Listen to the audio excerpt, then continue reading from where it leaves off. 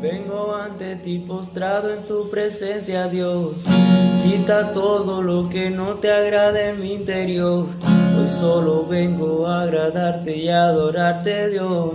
Si hay algo que me aleje, quítalo de mi interior. Cambia todo, todo, todo, que ya no quiero ser igual.